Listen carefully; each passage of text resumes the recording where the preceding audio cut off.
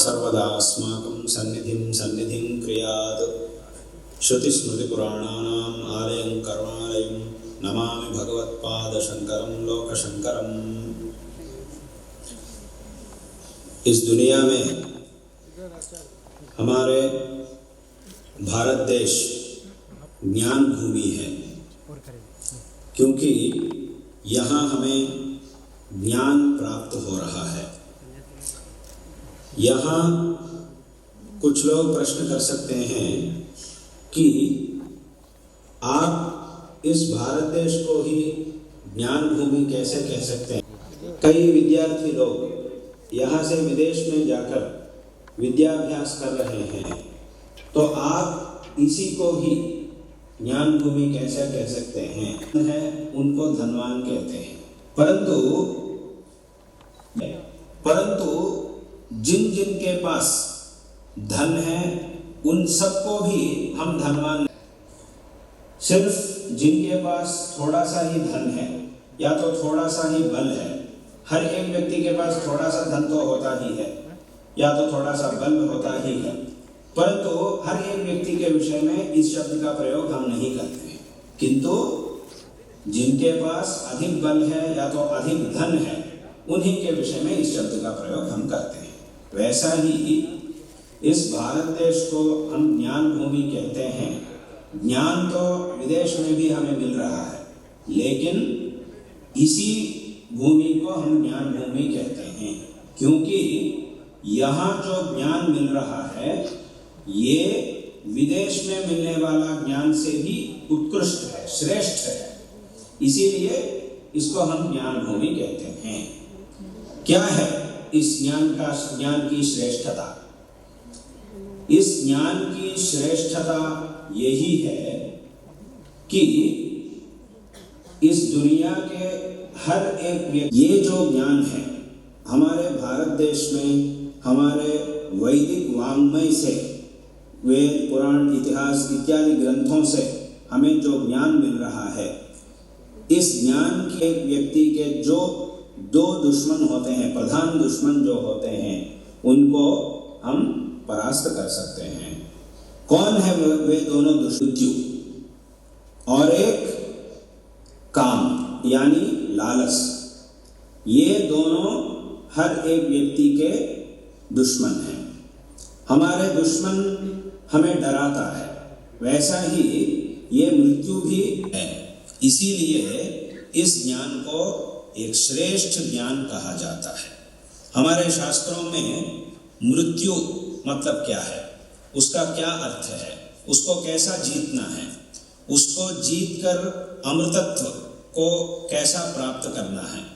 ये जो संसार जो है, जन्म एक बार मरण, पुनरपि जननम पुनरपि मरणम पुनरपि जननी जठरे शयनम, ऐसे जगतगुरु शंकराचार्य जी कहते हैं। इसीलिए ये जो जन्म मरण से युक्त संसार जो है, इससे हमें कैसा बाहर आना चाहिए, मोक्ष कैसा प्राप्त करना चाहिए, इसके बारे में हमारे शास्त्रों में हमें जानकारी प्राप्त होती है। ऐसे ज्ञान इस दुनिया में और कहीं भी हमें नहीं मिलता है। वैसा ही ये जो लालच जो है हर एक व्यक्ति के अंदर, मुझे वो चाहिए, ये चाहिए, जितना भगवान ने दिया उससे संतुष्ट नहीं होते हैं लोग, और भी मुझे चाहिए, और भी चाहिए, जो भी चाहिए वो सब मुझे ही चाहिए, और मैं किसी को कुछ भी नहीं दूंगा, सब कुछ मुझे ही चाहिए। ऐसी लालसा जो है हर एक व्यक्ति के अंदर, इसके कारण जिस पदार्थ को हम चाहते हैं, अगर वो हमें नहीं मिलता है, ठीक रास्ते में अगर वो पदार्थ हमें नहीं मिलता है, तो लोग क्या करते हैं, गलत रास्ते में उसे पाने का प्रयत्न करते हैं। उसके लिए कई अपराध करते हैं, कई गलतियां हर एक व्यक्ति से होती हैं। इसीलिए उसके बाद दुख को भोगना पड़ता है।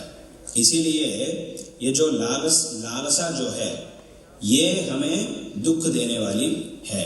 इसीलिए इसे भी हमें छोड़ना चाहिए। हमारे शास्त्रों में कहा गया है कि तुम जिस वस्तु पर तुम्हारे मन में लालसा है, उस वस्तु से तुम्हें क्या प्रयोजन मिलने वाला है, क्या पारमार्थिक प्रयोजन मिलने वाला है, उससे कब तक तुम्हें फल मिलने वाला है, इसके बारे में सोचो, इसके बारे में चिंतन करो, ऐसा हमारा शास्त्र हमें उपदेश देता है। ऐसा करके सांसारिक भोग जो भी हैं, इनसे हमें पारमार्थिक फल नहीं मिलने वाला है। सिर्फ ज्ञान से ही हमें पारमार्थिक फल मिलने वाला है। इसीलिए सांसारिक भोगों को छोड़कर जो पारमार्थिक वस्तु है, परमात्मा वस्तु जो है, परब्रह्म जो है, उसका चिंतन करो, उसके ओर बढ़ो। ऐसा हमें शास्त्र उपदेश दे रहा है। इसीलिए वैराग्य प्राप्त करो, सबसे विरक्त होकर जो असली वस्तु है, जो असली पदार्थ है, जिसे जानने से हमें इस संसार से मोक्ष प्राप्त होता है, उस वस्तु को जानने का प्रयत्न करो। ऐसा हमारा शास्त्र हमें उपदेश दे रहा है। इसके द्वारा तुम परमात्मा तत्व को जानकर इस संसार से मुक्त होकर मोक्ष प्राप्त करो, अमृतत्व प्राप्त करो। ऐसा हमारा शास्त्र हमें उपदेश दे रहा है। इसीलिए इस दुनिया को के हर एक व्यक्ति को दुख देने वाली जो लालसा है अथवा डराने वाली जो मृत्यु है, इन दोनों से जब हम मुक्त होते हैं तब हम मोक्ष प्राप्त कर सकते हैं, सुख से रह सकते हैं। इसीलिए हमारे इस मनुष्य जन्म का अंतिम लक्ष्य है ये, इन दोनों से मुक्त होना। अगर इन दोनों से हम मुक्त हो जाएंगे तब सभी दुखों से हम मुक्त हो जाएंगे, शाश्वत सुख को प्राप्त कर सकते हैं। ऐसे ज्ञान हमें सिर्फ इसी भारत देश में मिलता है। और बाकी जब हम विदेश में जाते हैं, वहाँ से हमें जो ज्ञान मिल रहा है, उसके फल जब तक हम इस शरीर में रहेंगे तब तक ही प्राप्त होता है। जब हम इस शरीर को छोड़कर बाहर दूसरे लोक में जाते हैं तब उस ज्ञान से हमें कोई फल नहीं मिलने वाला है। हमारे शास्त्रों से हमें ऐसा ज्ञान प्राप्त होता है जिससे हम लौकिक दृष्टि से जो मृत्यु है, यानी शरीर को छोड़ना, उसके बाद भी हम जी सकते हैं। ऐसे ज्ञान हमें शास्त्रों से प्राप्त होता है। इसीलिए इस धरती को ज्ञान भूमि कहा गया है। यहाँ श्रेष्ठ ज्ञान हमें प्राप्त हो रहा है।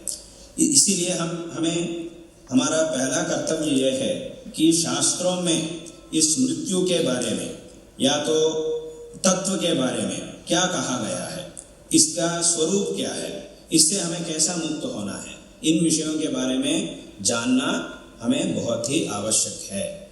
इनका विचार करने से ही इनका ज्ञान हमें प्राप्त होता है। उससे ही हम इस संसार के दुखमय संसार से मुक्त होकर मोक्ष प्राप्त कर सकते हैं, शाश्वत सुख प्राप्त कर सकते हैं।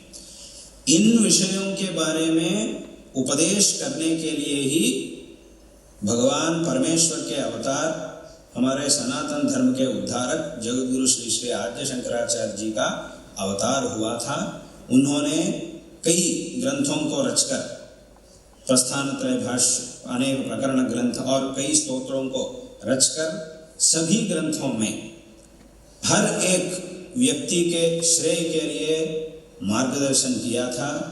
उनके ग्रंथों में इन सभी विषयों के बारे में उपदेश हमें उपलब्ध है। इसीलिए जो उनके ग्रंथों का अध्ययन करते हैं उनको विशेष रूप से श्रेय प्राप्त होता है। इसमें कोई संदेह का अवकाश ही नहीं है। और हमारे वेद, शास्त्र, पुराण, इतिहास इत्यादियों में विस्तृत रूप से इन विषयों के बारे में कहा गया है। उन्हीं विषयों को लेकर शंकराचार्य जी ने इस समाज के हर एक व्यक्ति के कल्याण को अपनी दृष्टि में रखकर उपदेश किया था। इसीलिए इन विषयों के बारे में जानना बहुत ही आवश्यक है।